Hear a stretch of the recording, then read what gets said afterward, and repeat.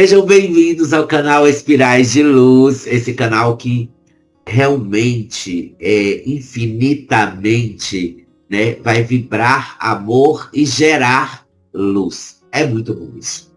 E quando eu penso nisso, peraí, gerar amor e vibrar amor e gerar luz, luz e amor, sabe aquelas coisas de antagonismo, de paradoxo e tudo? É por isso que eu estava falando e pensando e discutindo com uma amiga e de repente saiu ser religioso e ser espiritual. Esse é o tema para hoje, para a gente poder entender um pouco o que as pessoas confundem. Gente, primeiro a gente tem que ater que religião e espiritualidade têm conceitos distintos e são frequentemente relacionados, mas não podem falar que é a mesma coisa. Por quê? Enquanto um está voltado para o coletivo, o outro está voltado para o indivíduo.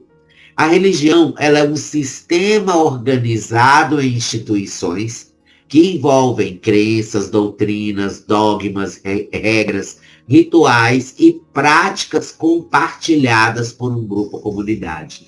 Na história, vocês sabiam que a religião foi criada justamente para controlar a sociedade e para acalmar a sociedade? É tanto que quando o cristianismo apareceu, para a instituição religiosa foi horrível, porque a partir daquele momento ela deixa de ser religiosa e financeira para ser só religiosa e espiritual.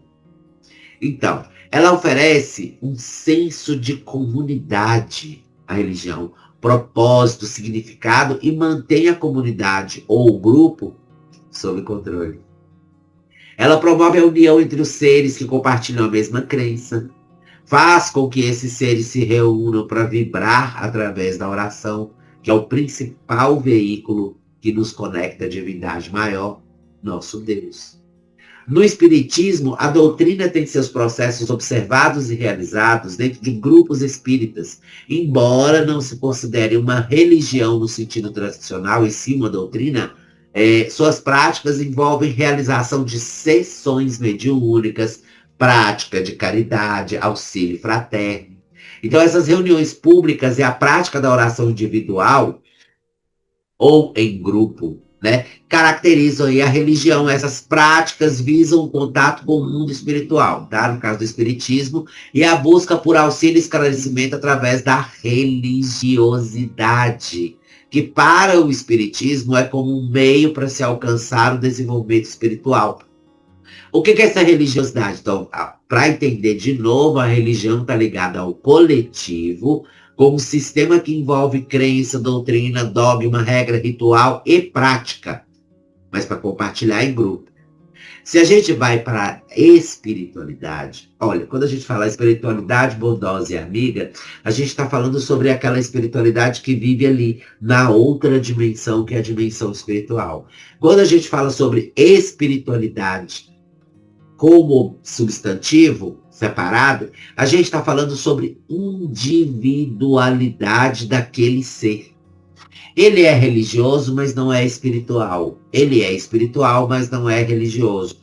Nenhum dos dois precisa ser os dois para ser bom ou estar no caminho correto da evolução. A espiritualidade, né, ela é entendida como a essência do ser humano. É a busca pela compreensão do sentido da vida e da relação com o transcendente. Uma experiência pessoal, subjetiva, sobre a conexão com algo maior, podendo ou não estar ligada a uma instituição religiosa. Ela se manifesta através de algumas práticas como a meditação, yoga, o contato com a natureza, reuniões mediúnicas ou simplesmente uma busca por paz interior e bem-estar. Então ela é possível ser espiritual sem ser religioso e vice-versa. A gente tem que lembrar que a religião é uma das formas de vivenciar a espiritualidade. Uma das formas. E que envolve a busca interior pelo conhecimento de si mesmo, a relação com o universo espiritual dentro da compreensão das leis divinas que regem a vida e a morte. Então, não realiza, nem necessita de rituais ou dogmas, apenas a prática da caridade e do amor ao próximo. A espiritualidade, assim que o espírito compreende o que ela é, se torna um processo contínuo de evolução moral e intelectual. No capítulo 19 do Evangelho segundo o Espiritismo, no tópico 6, a fé religiosa, condição da fé inabalável, nós encontramos o seguinte, olha que interessante. Do ponto de vista religioso, a fé consiste na crença em dogmas especiais que constituem as diferentes religiões. Todas elas têm seus artigos de fé. Sob esse aspecto, pode a fé ser raciocinada ou cega. Nada examinando a fé cega aceita sem verificação. Assim, o verdadeiro como o falso, a cada passo se choca com a evidência e a razão. Levada ao excesso, produz o fanatismo, assentando no erro, cedo ou tarde, desmorona. Somente a fé que se baseia na ordem, na verdade, garante o futuro. Porque nada tem a temer do progresso das luzes, dado que o que é verdadeiro na obscuridade também o é a luz meridiana. Cada religião pretende ter a posse exclusiva da verdade. Aí está o erro do ser humano.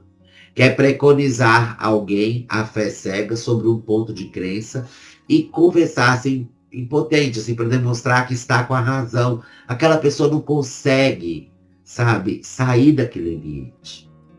Então, nesse parágrafo, a gente encontra claramente a diferença de religião e espiritualidade. É uma escolha, né? Através da escolha da fé, o próprio ser se classifica como religioso ou espiritualizado. Quem opta pela fé cega está colocando a religiosidade em um patamar alto em sua vida, individualizando ela e acreditando sempre naquelas escrituras com a visão que lhe foi passada pela igreja ou pela família, repleta de conceitos conservadores e preconceitos que são gerados pela conveniência social humana, significados literais para os ensinamentos bíblicos, levando um grupo inteiro a pensar que tem o direito de julgar qualquer pessoa que não segue sua religião e o condenar, entre aspas, ao inferno. Então, um ser religioso é aquele que vai defender, ele vai tentar espalhar e convencer a todos que somente o que ele segue é o caminho da verdade da vida. E cegamente ele deixa de se espiritualizar, impulsionado pelo próprio fanatismo, acaba materializando a própria fé, ou seja, aquela fé materialista, por confundir prosperidade com acúmulo de riquezas e bens materiais. É o fiel que vai para a igreja esperar o pastor falar que ele vai receber um dinheiro naquele dia mesmo. É a pessoa que ora para Deus dar dinheiro para ela. Cuidado, isso não é legal. O fanatismo religioso que te cega, vai fazer você achar na Bíblia um trecho que justifique o que você está fazendo. É um dos maiores problemas que o espírito encarnado enfrenta em sua experiência na carne, justamente por ser e estar influenciado pelo meio que vive. A fé raciocinada, gente, é totalmente ao contrário disso tudo aí. A fé raciocinada é um convite à cosmificação do ser, ou seja, um ato que vai nos levar à evolução espiritual. Aí está a ligação mais sutil e plena com o nosso Criador.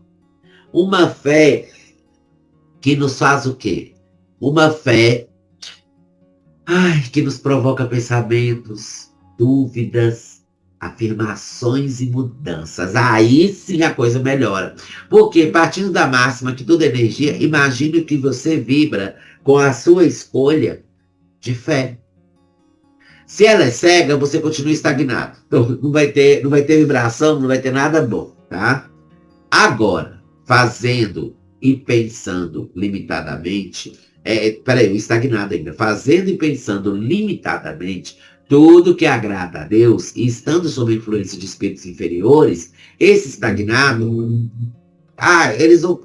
ele vai atrair aquelas pessoas, aqueles espíritos que pensam da mesma forma que ele. Então, apesar de já estarem desencarnados, isso prova o quanto a vida continua da mesma forma no planetário, né?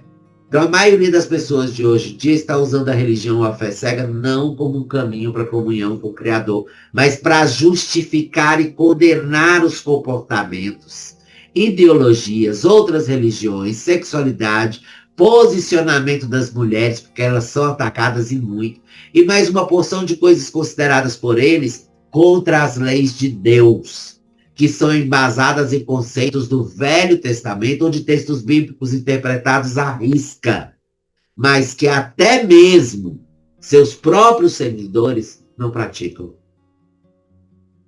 Gente, a religião vista dessa forma é uma afronta para quem pensa. Ela exige do homem que abdique do raciocínio e do livre-arbítrio, duas máximas essenciais para que a espiritualidade do encarnado aumente, sirva como uma escada ali, que o leva automaticamente para o topo a cada atitude e escolha que ele faça. Bom, religiosidade e espiritualidade têm que andar juntas, de mãos dadas, para que a fé do indivíduo seja pura, firme e raciocinada. A fé raciocinada é a fé inteligente, ela é clara. Você olha e você entende. Então, ambas as dimensões são importantes para o bem-estar e a saúde mental e podem ou não estar interligadas.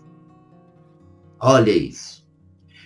A gente tem que começar a compreender a religião ou a doutrina de cada um e, principalmente, que possamos respeitar essas doutrinas ou religiões, assim como uma grande massa vem lutando pelos direitos das diversidades de todos os tipos.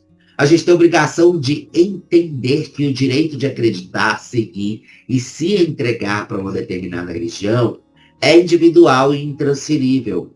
Mas a espiritualidade é sua.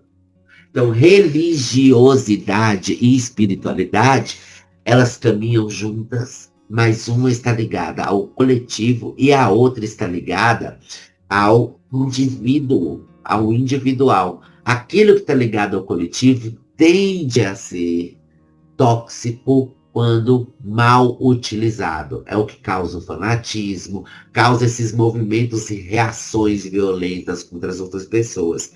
Por quê? Porque as pessoas acham e querem que a religião delas seja a religião que todo mundo tem que seguir, porque é aquela que leva ela para Deus. As outras estão condenadas. Enquanto a humanidade pensar dessa forma, que só há um meio de chegar até o Criador e de se aproximar dele através da evolução e do crescimento,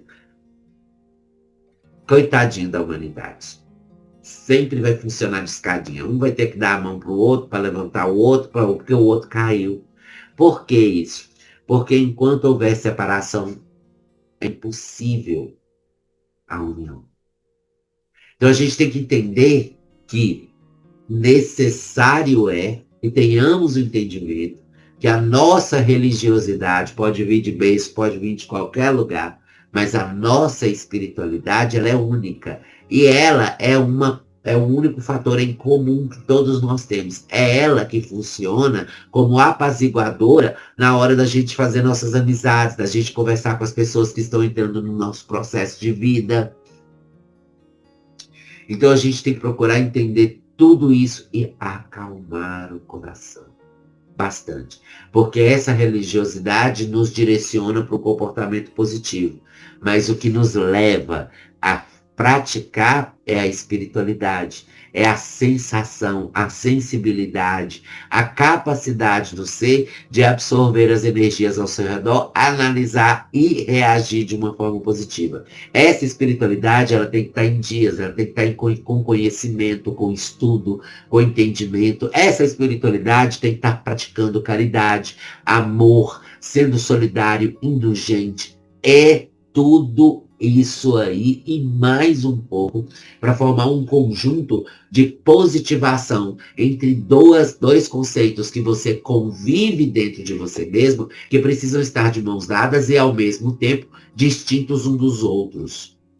Interessante, né? Eu acho isso maravilhoso. Porque seja religioso, acredite, tenha fé.